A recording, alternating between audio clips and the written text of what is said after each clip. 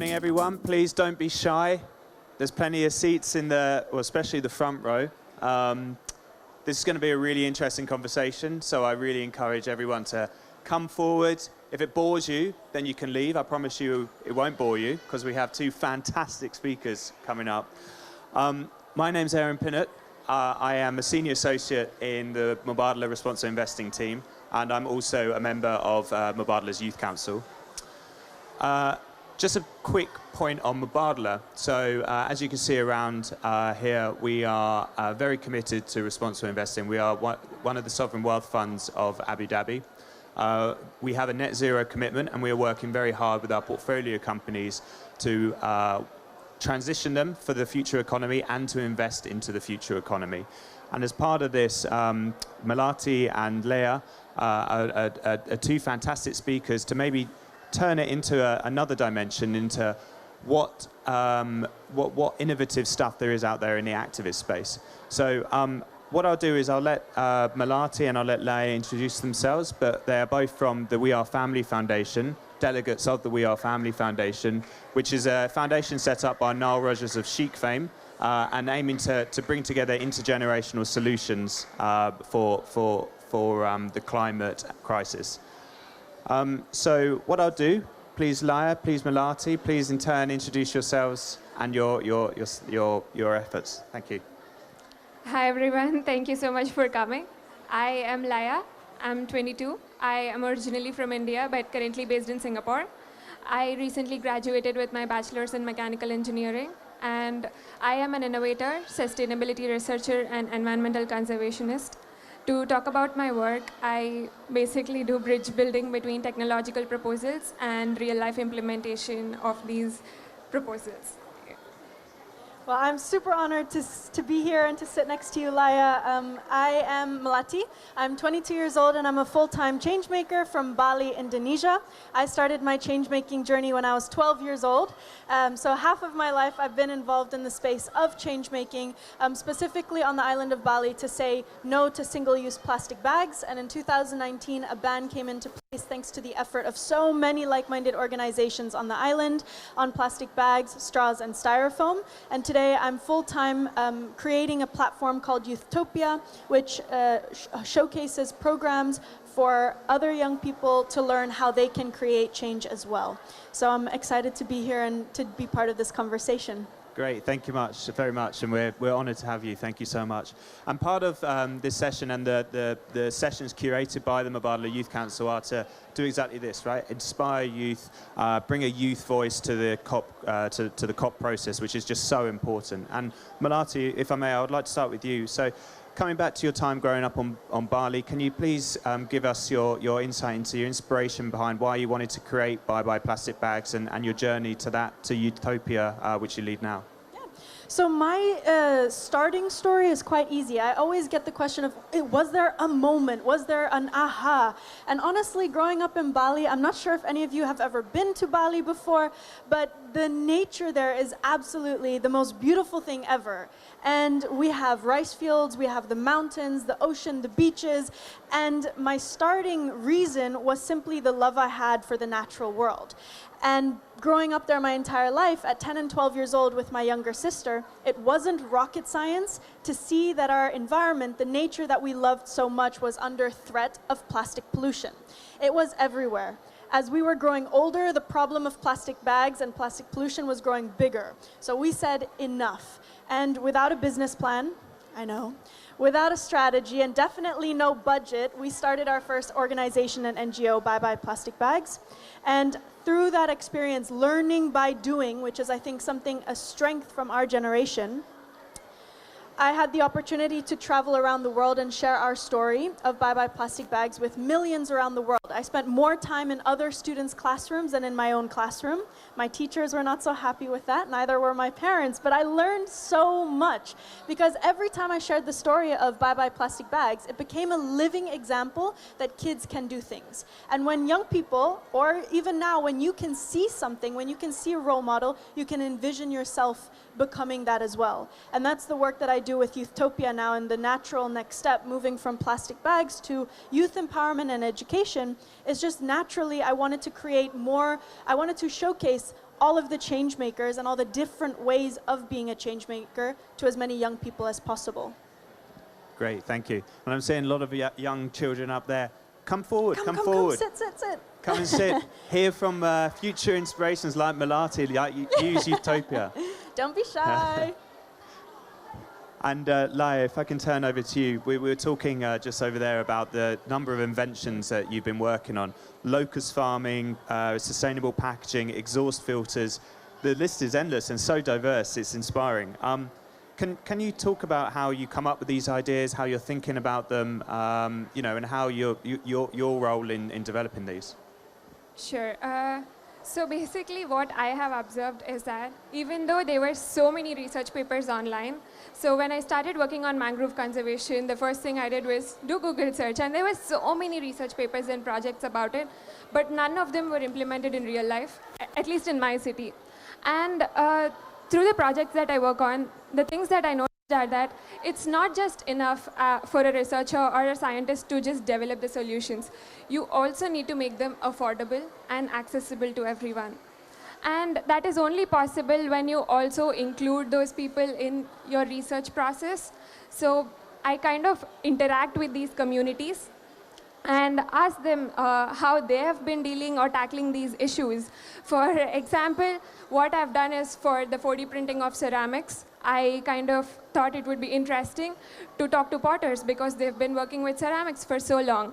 And I asked them, so do you think this is feasible just to 3D print ceramics? And they said, I don't know, but you can.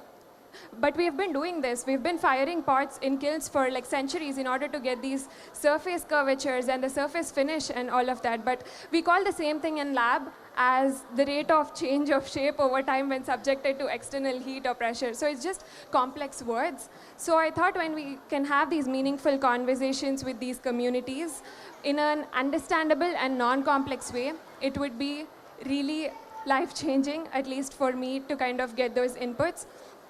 So the way I choose my next project is mostly just based on the importance or how current the issue is. So for example, in 2020, there were these locust attacks and invasion happening in Africa and East Asia.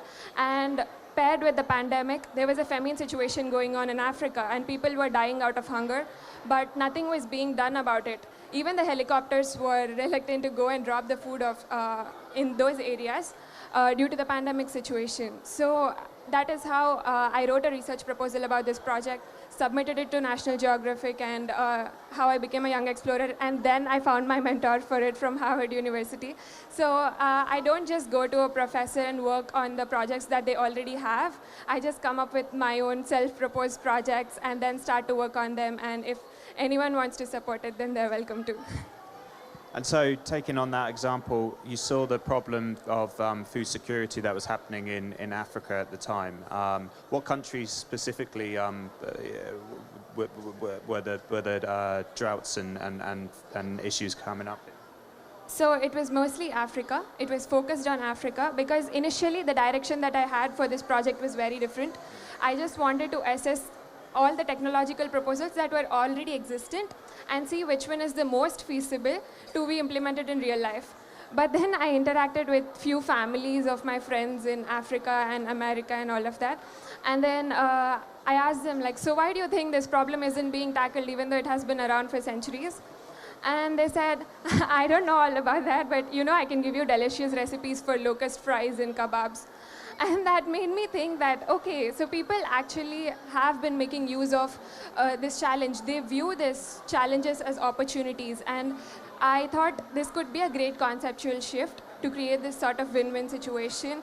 And that's how I got into like harvesting these locusts as an efficient nutrition resource, and mostly focused on the African areas where it is most popular, because some people in the Asian regions are still not very comfortable eating insects. So we're working on making protein powders from insects for such communities. But yeah, so that's kind of how we've been doing it. Fantastic, thank you. And it's a twofold thing, this, right? Because everyone knows that, or not, maybe everyone doesn't know, but eating meat is one of the major contributors to climate change. You know, the CO2 emissions from a kilogram of beef are 20 times that of chicken, which in turn is 10 times that of locusts or insects and vegetables. So we have that environmental benefit, and then we also have the food security part. Yeah. Fun fact, locusts have more protein content than beef. And so which is a great thing, but it's just like not popularized because people don't want to eat insects. And locust harvesting has significant climate remediation co-benefits, and it's actually really good for the environment. Thank you. And then Melati, turning on from Laya's experience, seeing a problem, deciding how to act on it, and then developing it. So can you tell us a bit more about Youthtopia, about your process for identifying why there needs to be this connection between peers and learning about climate and what you hope to do with it in the future? Yeah, of course. Try to think back to when you were 12 years old. Did you have a good idea? Did you feel like you had the solution that would solve a challenge that you were experiencing in your local communities? I can guarantee you that if I was in a classroom right now full of 12-year-olds, they would say, yes, yes, yes, I have that idea. But the next question instantly goes to being, but what's the next step? How do I get started? How do I build a team? How do I develop my public speaking skills? All of these lessons that Laya and myself learned by doing because we got started, because we saw a problem and didn't want to wait until we were older to create change, it's not currently in the traditional textbook at schools. So instead of waiting for our education systems to change, many classrooms are slowly changing, but instead of waiting, we created Youthtopia as a collaboration with changemakers all around the world who know that if we can learn from each other, we can accelerate the change and leapfrog a lot of the challenges that we went through ourselves. And that's the real reason behind Youthtopia and why we want to have that a reality and a tool that can be a nice addition to the classrooms all around the world. And that's fantastic, thank you. I'm looking forward to having a look at Youthtopia myself. And what you said just then was really interesting. As young people, we have an idea, we're a bit ambitious, don't necessarily have all the skills to be able to take it forward to, or it seems so, the canvas is so blank, we don't know where to start. For those that have an idea that want to develop their skills, can you give us an insight into, how is the process? What do you do? Laya, yourself, the number of projects that you've done are so diverse. You can't be an expert in all of them right at the beginning. How does the process look like? So obviously I won't work on these projects alone. I usually have 3 partners. One is the research institutions that I work with, and one is the companies that I collaborate with. If I'm working on a project like developing water filters or packaging or something like that, unless it's a conservation project, then I will have to go to a research institution. And the third would just be the communities, the people who deserve to be in the spotlight when these decisions are made. So it requires a lot of multi-dimensional viewpoints. You can't just look at the problem from like, oh, is it going to benefit my business? Is it going to make some groundbreaking innovation for my research institution? It cannot be like that. It has to be like a multifaceted evaluation. And through my projects, basically, I remember speaking to some professors in the US, and I was actually explaining about the locusts issue. And they didn't even know what locusts were. They thought I was talking about low cost. So we're not only in an environmental crisis, we're also in a communication crisis. We need to make ourselves aware of the issues that other people are facing. And often there is this view that if a problem is not directly impacting me, or if it's not affecting me, then I don't need to know about it, or I'm good without knowing about it. But the way I see it, you need to have that empathy. And you need to put yourself in their shoes and really think of what they're going through. And that is kind of what I do with my projects. I kind of try to bring in all the dimensions that are possible for a project. And the way I see it, it's not like, is it going to be good for your business or your research institution, or it's not you versus me. It's kind of like we all win or we all lose. It's a non-zero sum game, so yeah, that's kind of how I tackle the issues that I do. And I think to add on to what Laya was mentioning, it's definitely that team effort. And also as young people, what are the steps? It's acknowledging the intergenerational collaborations that are needed, right? We hosted a session yesterday with We Are Family Foundation and the UK Pavilion about how important it is, because as you said, Aaron, you know, young people have that passion, we have those ideas, but we don't have all the skill sets or the experience needed. So intergenerational collaboration is key. But I would also add one more element to when you're getting started, what are the steps to consider? It's focus. And I think it's a relevant lesson, especially at an event like COP28 with so much going on. And yes, we need everything all at once, and that's the space of change making, but we also need more people to focus. And what I mean by this is understand what your strengths are. Understand what your unique contribution can be to the movement, because we don't need more of everybody doing everything. We need more of everybody feeling like they can contribute what their strengths are, because we need everyone. We need the writers to do the writing and stick to what they're good at. We need the scientists to focus on the science and do what they're good at. So I think that also is what makes the collaborations work, when we align with people and connect our strengths, not becoming everything to everyone. So I think that's just another point, also to talk about intergenerational collaboration, but focus as well, so that we don't have youth washing. And I think this is also previously in our conversation before this stage of, okay, there's a lot of youth washing going on. Can you just explain youth washing? Yes, so just a quick show of hands, who here has heard of the term youth washing before? Okay, another question, who here has heard of the term greenwashing before? Think of it as connected. So greenwashing is when we do a surface level marketing saying that a product or a concept is something that it not really is. Youth washing is the similar aspects where we invite young people for a very surface level interaction, other than a one-time inspiration and see you never. So we're missing that meaningful interaction with the younger generation that is on the rise, that have very strong stories to tell and solutions to lead forward with, but don't have the opportunity to engage in the long term. And that surface level interaction is what we call youth washing. So a lot of that happens, and it's also genuinely, I believe, because there's a disconnect into knowing how and where to start. And it's one of the biggest focuses I know of We Are Family Foundation and of Youthtopia, to see how we can build those bridges so that meaningful interaction is taking place. I know that also over here there's the Youth Council, right? And really inviting young people in to be part of the decision-making process, but it goes a step further. The decision-making process plus the implementation. Allow the young people to have the leadership to help implementing a lot of the decisions and announcements that are being made.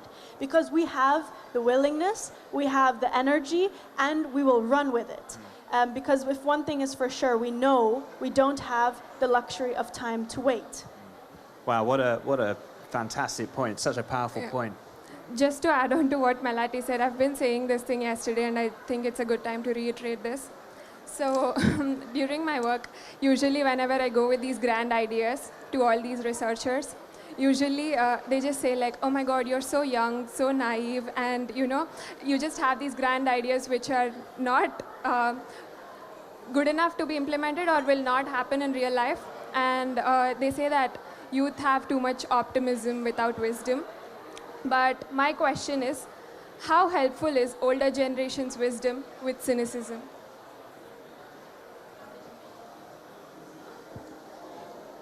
We had a CEO of one of our portfolio companies open up our session, our youth sessions on Monday. And he said, in life, you go through 3 phases. You learn the rules, you grow up, your parents tell you the rules, you learn the rules. Then you follow the rules, you know, you're in the teenage years, you have to follow the rules. And then finally, you break the rules, right? You can break the rules. And I feel that that's what you are in the process of doing now. You're breaking the rules from a youth perspective, trying to get involved with, you know, the decision making. Yeah, and I think, you know, it is definitely breaking the rules, but then it's also reinventing new systems. And I think that that's a necessary addition to the 3 steps, because far too often what that narrative of breaking the rules and speaking up, it makes people almost afraid of activists and activism, as if it is only the yelling people on the streets. And in fact, what our shared goal is to reinvent those systems that currently do not work anymore. for a while they did. They empowered and uplifted, but our current systems do not empower everybody, and they certainly leave people behind. And with the United Nations Sustainable Development Goals, for example, and what all of us here, even at COP28, our shared goal should be to leave nobody behind. But how do we do that? It's by reinventing the systems that currently do not carry us all. Can you both tell us about your experience in the We Are Family Foundation? So started by Noel Rogers, as I mentioned, of Chic fame. Can you both give your insights? What have you learned from it? What's the process been? Would love to know behind the curtain. So I was a We Are Family Foundation Global Teen Leader in 2020. And for this program, I only got to know this online. And I didn't even have the resources to apply because before this, I was working on mangrove conservation since the age of 12. And I've worked with the government school teachers and the local authorities and the students in these remote areas who didn't even have like an email address or who could nominate me. But I remember just writing this email to Annie Green, who is the program director at We Are Family Foundation for this 3.dash program. And she was so moved by the story and she ended up nominating me. So that's kind of how my journey started with them. I started off as someone who just works with local communities, and they've given me mentorship for 1 year. And my mentor was Jenna Levine. She was the head of business for Google. And the kind of wisdom she has given me and the kind of inputs she has given me about how I can scale my projects. And I think my bio says it all now. I am a National Geographic Young Explorer, and I've worked with Harvard University, Cambridge University, and it's not just about the names. It's the way I've grown as a person. It's the way they have helped me to amplify my work, my voice, and the way they've helped me to grow through my journey. And I don't know, it's just that without them, I wouldn't even be here. Like, they are the ones who brought me here. They've given me the opportunity to be here and share my voice at this global stage at COP28. So I really think it is time to bring the youth voices to the table, bring youth to the table, and mentors collaborate with us, partnership with us, and yeah, we're going to do great things. So. I was 16 years old when I had the opportunity to go to New York with the We Are Family Foundation, and I learned so much. There was such an excitement as well because I met other young people from around the world who were doing just as incredible projects. So there was this real excitement, this real sense of community. But as Laya said, it's also, I think, what I'm most grateful for from Jess and Annie and Niall and Nancy is really supporting us through our entire journey of change making. And I think also one thing that all the noise of the change makers in the back. One thing that I've really appreciated as well is the growth of the change making. So stepping in from Bye Bye Plastic Bags now into Youthtopia, and what I'm doing here at COP28 is moderating and hosting sessions and being on stages like this. So I think it's also the continued support on the long term, which is also one of the core ways of breaking through youth washing, to bring it back to a topic we discussed earlier. It's that long-term, meaningful support system that we need to see more of from different industry leaders, and I think We Are Family Foundation leads by example. That's great to hear, and I think that's such a powerful point, and I think just to reflect on my participation in Mubadala Youth Council, I think that when youth are empowered, they really do rise to the challenge, and I think we're seeing that all around COP, and I think that's a really powerful point.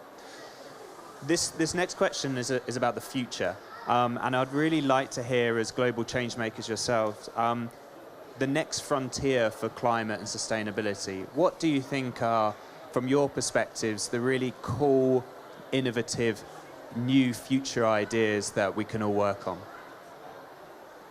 I strongly believe that the biggest change that we can make for our planet that we call home would be through massive rewilding, because I believe that through ecological restoration, we can actually draw back a lot of the carbon dioxide that we've already produced, which allows the marshes to come back and the seafloor to recover. So that is going to be like my next project, at least for me. The two most important things that I would be working on would be the cutting down of fossil fuels and, more importantly, massive rewilding. That is where I see the future. And can you just give a flavour of your work with mangroves? Does this touch on mangroves? Because mangroves are such an important component of the UAE's climate plan. Love to hear a bit more about your opinions and work on mangroves. So my work with mangroves goes back to when I was 12. And this started when, as a school project, I had a team at my school, and I thought it was a fun field trip. And we ended up going to this village nearby my hometown called Gillikal Dindi. And we thought it would be fun to interact with the communities there. And we asked them, so why do you think the government is not putting in any efforts to conserve these mangrove forests? And the emotions that they had with the mangroves, and they were saying how mangroves have helped them as food, even medicinal purposes or shelter, and how they couldn't live without them really moved me. So that's actually when I started reading up all the research papers and found out that they're not implemented.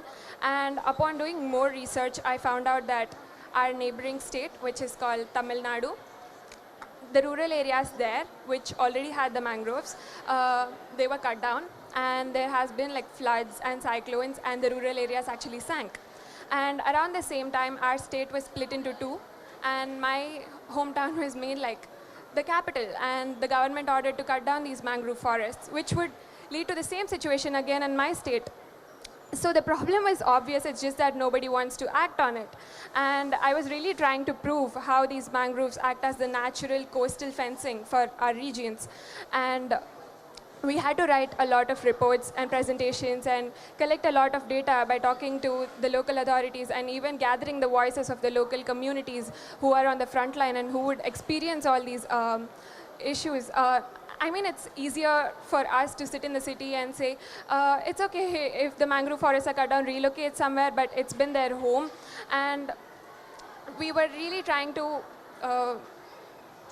aim for the conservation of these mangroves through awareness and sustainable practices, mostly. And we have done these presentations at city, state, and national levels, and still no action was taken.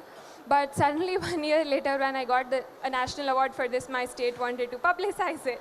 And they kind of invited me to these meetings and discussions, and our chief minister was asking, so what can we do for you? And then I showed the report, and I was like, this is what you can do.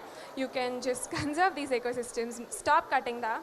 And that's how we contributed to this, stopping the cutting down of mangrove forests. And now I'm in Singapore. There we're working with Singaporean government for mangrove restoration. We also conduct activities with the local communities. We organize nature walks and biodiversity surveys and also bird watching.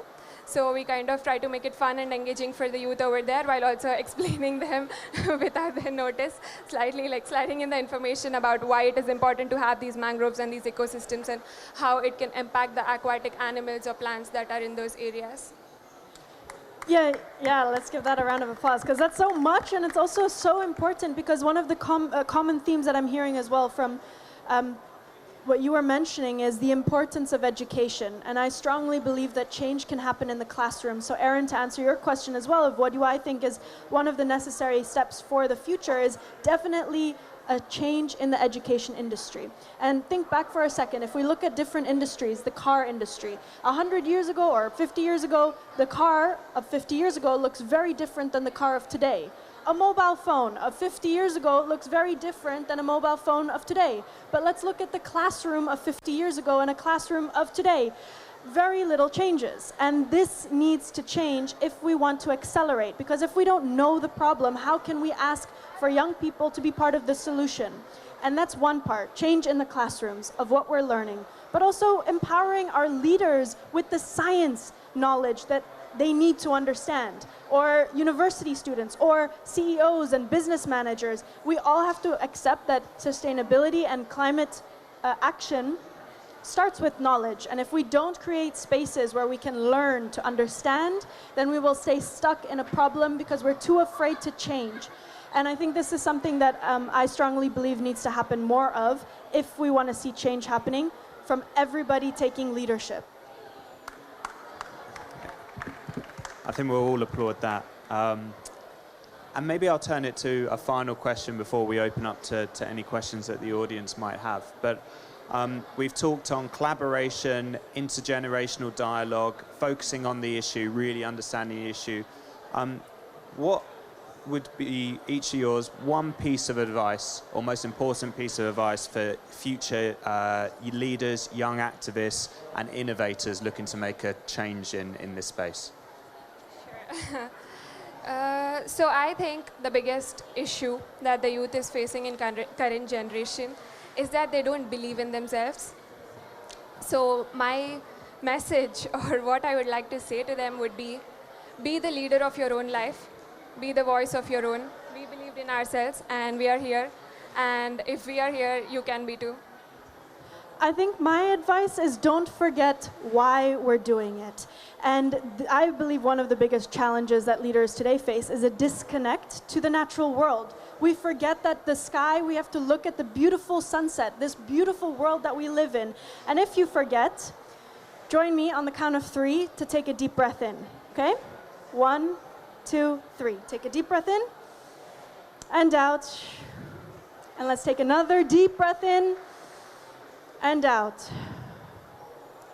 This is a strong reminder that 70% of the oxygen we breathe comes from the ocean. That means every second breath comes from the ocean. So it doesn't matter in which room you are in, whether it's a classroom or a negotiation room or here right now at COP28, every breath you take comes from the ocean. So my advice is do not forget why we are doing this work. Fantastic, thank you. What a great way to end it. I feel more relaxed already. Questions from the audience to ask Melati and Laya. We've got such diverse, interesting experiences. Thank you for speaking to us. One of the lines that you just said, the change comes from the classroom. Can you speak about that a little more? So, growing up, what do you feel wasn't provided as change in the classroom that you would suggest to this room that something should be done in that line? Oh, thank you for the question. And I talk hours and hours for this, but to keep it concise, it's environmental education. And I can tell a story of what we did with Bye Bye Plastic Bags. In our earliest presentations we spent in the classroom, we would ask a simple question, our opening question: is plastic good or bad? Every single student was on the edge of their seat saying, pick me, I know the answer. Plastic is good. Because I go to the store, I bring it home, the plastic bag, I take everything out of it, I burn it, I bury it, it's gone. Out of sight, out of mind. And this level of understanding keeps us from changing. So empowering us with knowledge to understand what the problem is, why it's bad, how it affects us, and what we can do about it is a clear, simple formula to creating change makers.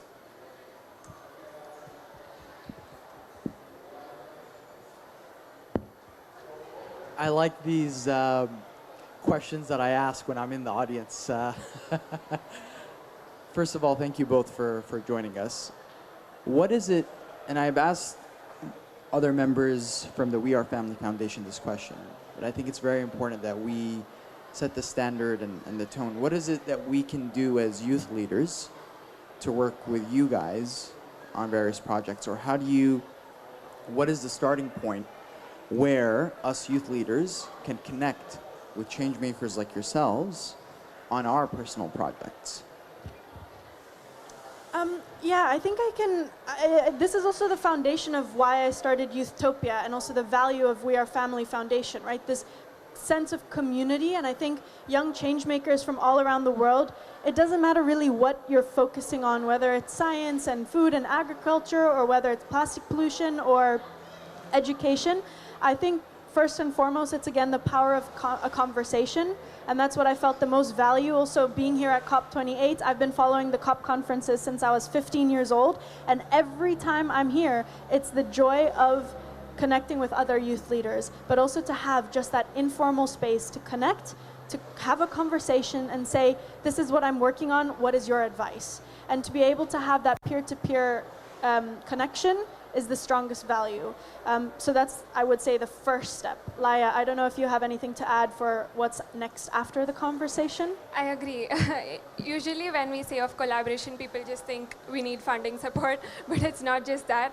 I would really appreciate, I would say I am collaborating with the communities as well when I am taking in their advice or their viewpoints.